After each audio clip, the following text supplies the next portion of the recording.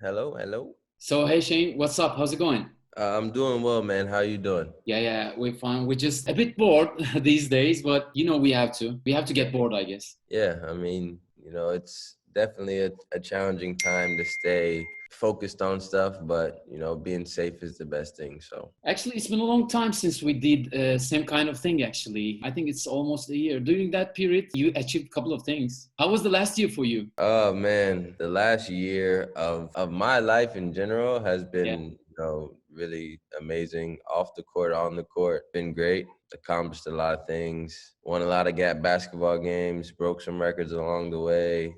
Became a citizen. So there's been a lot of things that's been happening over the last year, but it's been one of the best years of my life for sure. And what do you do in your life daily nowadays?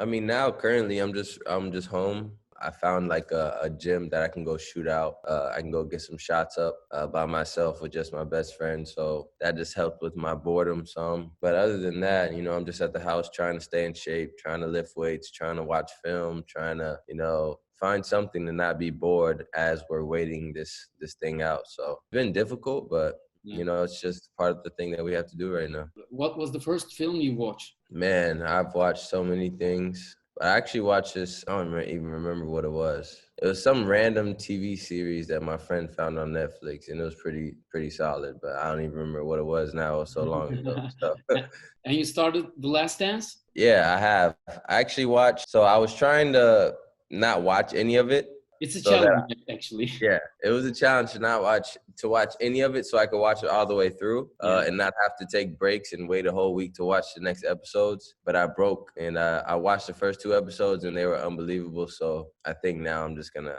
catch up. I was trying to wait until the very end, so I had like a whole day I can knock out with just watching the whole thing. But it's just been too good. I've seen too much of it on Instagram and social media, so now it's just like I have to watch the rest of it. Actually, we're staying at home and spending so much time at home. And what is the weirdest thing that you have done in that period? The weirdest thing.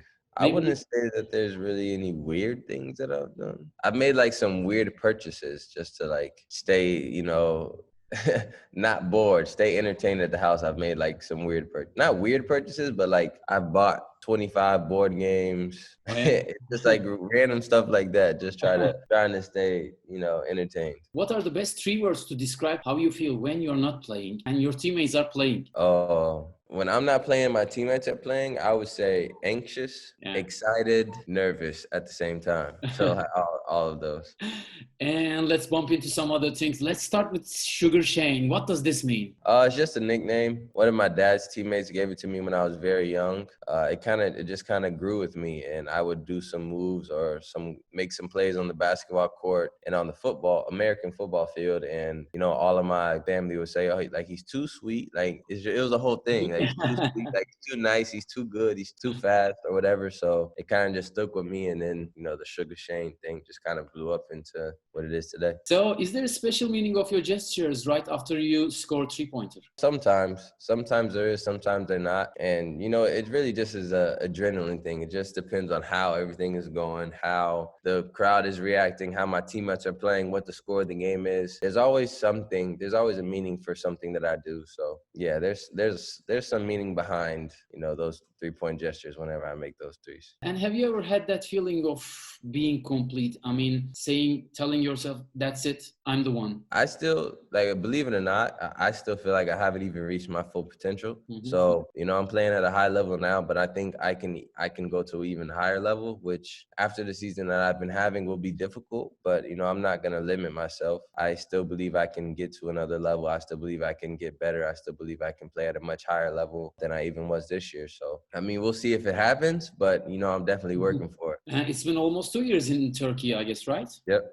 And what was the weirdest thing you ever witnessed in Turkey? Weirdest thing? What would I say is the weirdest thing that I wouldn't, there hasn't really been anything weird. I would just say the thing I had to adjust to at first was just like, I would say like the street dogs and like the street cats. Like in America, you don't see random dogs just running down the street or staying near restaurants and living like around the area, or cats like living around the area. So something that I had to adjust to at first, but then after a while, you kind of get used to it and you kind of like appreciate it. It's weird to me because where I'm from, like dogs are just like meant to be domesticated inside the house. And then out there, some of them aren't. And they have like the tag that that they have like all their shots and they're not a danger to anybody. Sometimes you see them like chasing cars down the street and it's just like, at first you're kind of like, what is going on? And then after being there for so long, it's kind of like, I appreciate the fact that even though that these animals aren't anybody specifically, like people are still going out of their way to take care of them. If there's extra food, they leave food out. If there's, if they need some help, if they need some water, if they need anything, like people are willing to take care of these dogs out of the kindness of their hearts, as opposed to even if they're not their responsibility. So. And what is the first thing comes to your mind when I say Turkey? Love.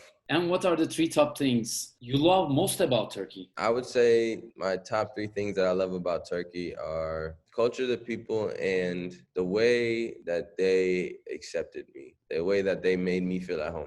Yeah, that's perfect. So you got your Turkish passport. Welcome on board. Yeah, appreciate it. Let's make a quick test and see what percentage are you feeling Turkish.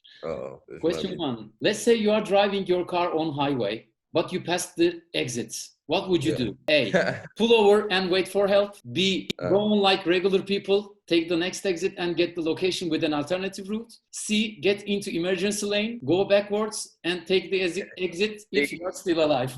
See. Yeah, that's perfect.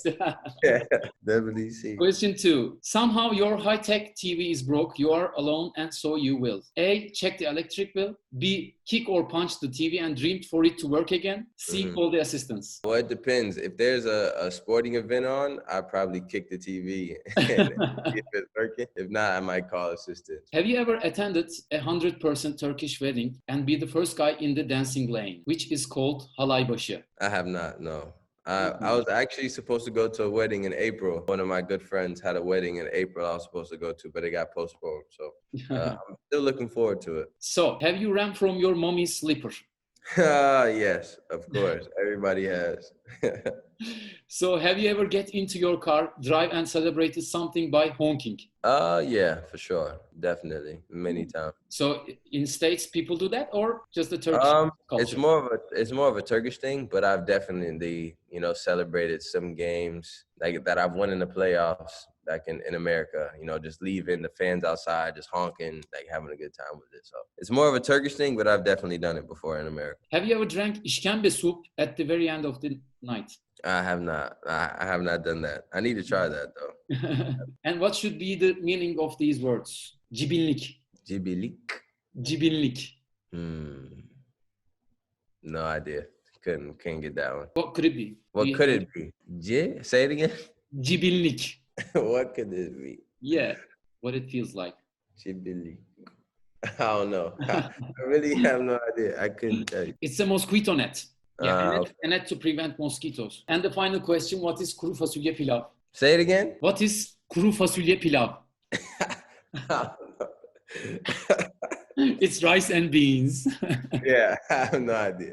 Okay, Shane. I appreciate that you chose Turkish passport, but I think you have some time, I guess, right? Yeah. I have some time to figure it out now, so that's the best part about it. What are the 3 advantages of playing alongside Mitsic, whose basketball IQ is so high level also? He takes a lot of pressure off of me. So, if I get tired, they have their best defender guarding me. I can give the ball to Vasa and then go down the court and he can set up the offense and get us into whatever we need to get into. The second would be, he's a great defender. So, and I would say the third and probably the most beneficial thing about playing with Vasa is that he just has a competitiveness to win. And regardless of how you want to do it, how we have to do it, he puts a lot of pressure on himself to, be great and be there for the team at the end of the day. It always makes it easier to go out there and play because at the end of the day, you have a guy out there that's willing to do whatever you have to do in order to win the game. So I would say those are the top 3 things about playing with Vasa. So Shane, has anything changed in your daily life after you got your Turkish passport? I mean, the way my life changed with that card was unbelievable.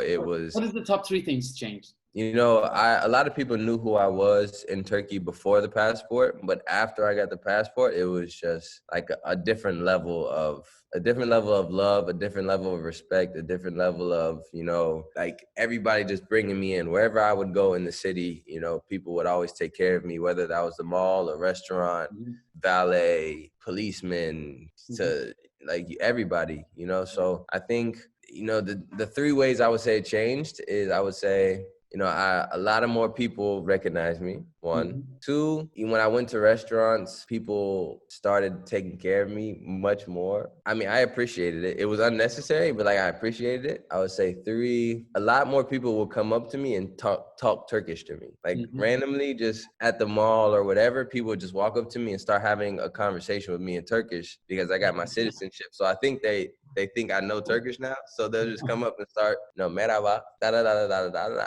and I'll be like, I don't know. So I would say those are the three ways things change. And what is your biggest dream? That's a tough question. That's, you know, it doesn't really have anything to do with basketball. It has nothing to do with much else. I just would like to be like a great family man one day. You know, if I can have, you know, a great wife, 3-4 kids, have a great family, great time with that would be, you know, very cool. Biggest fear? If I say this, people are gonna mess with me. It's snakes. I hate snakes. Like, I'm terrified of snakes. But every time I do like an interview or something like this and I talk about snakes, the next time I go out, somebody shows up with like a fake snake or something. I know somebody gonna mess with me now, but so you got a trauma with that? Not a trauma, but like I genuinely, like, it's a genuine fear. Like, if I'm driving down the street and there's a snake in the middle of the road, I'll stop the car. Like, I really don't. Like, I'm not gonna run the snake over. Like, I'm just gonna stop. Like, all right, Mr. Snake, no, get along with your business. I'm gonna go after you. So let's forget about snake. But let's say you will face one animal which you will choose, and then the rest is survival. Options are lion, crocodile, and shark. Which one would you choose and why? I would choose a lion because I have my feet. In the water, I have no chance. I'm way too slow in the water to swim away from a shark and to swim away from a crocodile. So I think my only chance is to like cross a lion. So I would take a lion. I think that's my only chance. Can you name the best 5 you played with? My whole career, the best 5 I've ever played with in my whole career. Point guard, I would say Kyrie. 2 guard, historically, I would say Vince Carter. 3, I would say Carmelo Anthony. 4, I would say Dirk Nowitzki. Yeah. And 5, probably Brook Lopez. Actually, I would say Amari Stoudemire. Oh, yeah. And who's the hardest point guard to defense? It was Damian Lillard. You know, he has every single option to his game. Step backs, threes, get to the basket, crossovers. He's got it all, so I would say him. And who was the toughest opponent whom defended you? Tony Allen. And what does being an MVP means to you, Shane? Being an MVP to me means that you were there every single day when the team needed you to be. Every single opportunity you had a chance to go out there and make plays for your team and keep your team ahead of everybody else, to keep your team on top of the standings. I would say that's what a real MVP does. It's not about the numbers. It's not about scoring, rebounding, assisting. It's not about having the best numbers. It's about which guy did the most for his team to keep his team on top of the standings. And I would say that that's what makes up an MVP. And what are the 3 top things to reach an MVP awards? Always be there for your teammates, make big plays in difficult situations, clutch situations, make big plays, and, you know, always hold your teammates accountable to, you know, push to be good, to push to be better. And what is the last song you sang while you were taking a shower? This new Drake mixtape came out. You know, he's my favorite artist, and he just dropped a couple of songs. You know, I had his mixtape playing while I was in the shower trying to learn some of the songs. So. And what about the last Turkish song you sang? Believe it or not, there's this song by, and I don't know if I'm going to say her name correctly. It's Zeynep. What's her last name? Bastık. Yeah, her. Yeah. And it's a song called Felaket or something like that. Yeah. And I think she performed it when I actually went and I watched The Voice in Turkey. I went and watched the actual live show, and I think she performed that song. And I was there with my assistant, Fatih. And I was like, yo, what song is this? And he was like, it's Felaket. Then he showed it to me, and I downloaded it on my phone. And, you know, it's probably like one of the songs I listen to consistently from, you know, a Turkish singer, for sure. Yeah. That's the one right there. Yep. Can you sing it? Sing the chorus, maybe? I can't do all that. Not yet. I gotta work on my pronunciation first. Oh, yeah. And what do you think about Furkan and Cedi?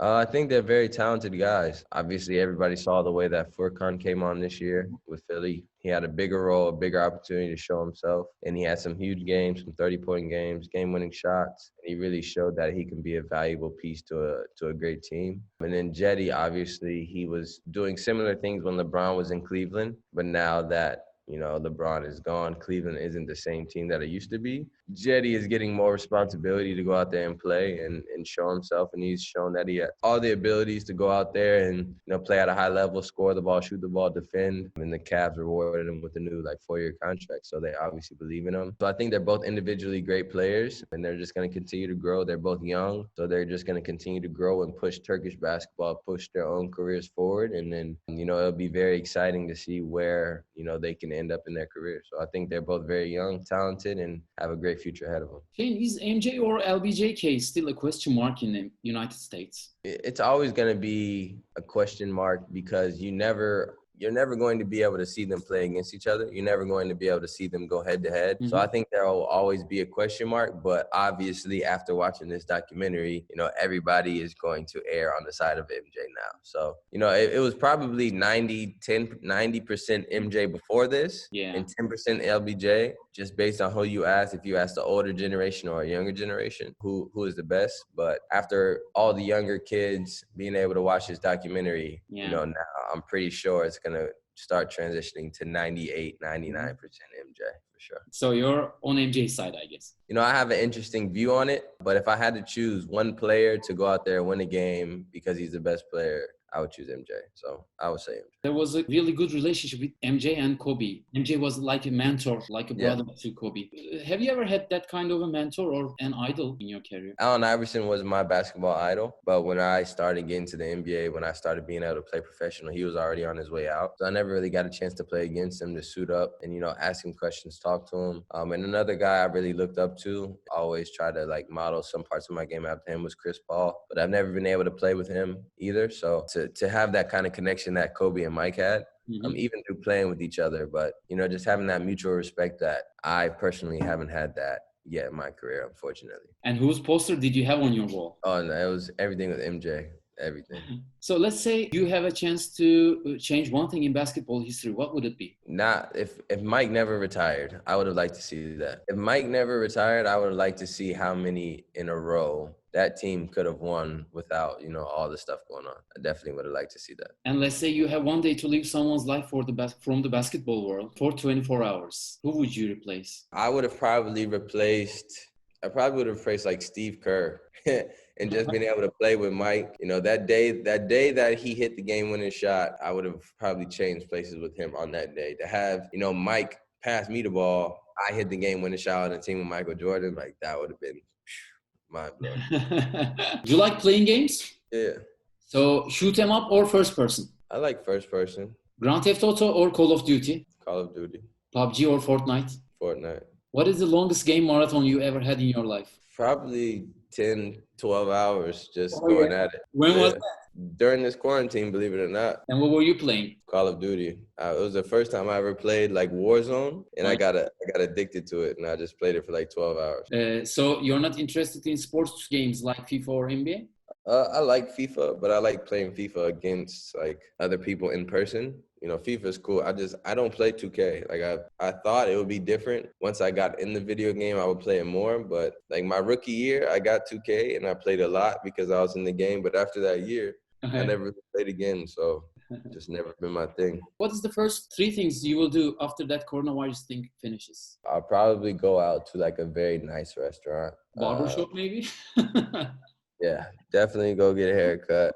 Go to a nice restaurant. Probably, just have a big, not party, but a big get together with a bunch of my friends. We've all been separated from each other for so long. I'll probably just have a big, get together, talk to everybody about how their time was in quarantine and, just get back to regular life. And what would be the only message you would give to the Turkish basketball fans? Stay home, stay safe, stay patient, nobody really knows right now if the season's going to come back or not, although we all, hope that it does. Safety is the number one concern. So if it's not able to come back because it's just too risky, then, we all have to live with it. But the most important thing right now is just to stay safe, stay home, stay inside, and make sure that you and your family members get through this time the best way possible, so that whenever we do get through this moment, we can all get back to our regular lives, whether that is playing basketball or going to your jobs or having a family. Thanks for your time and appreciate for giving me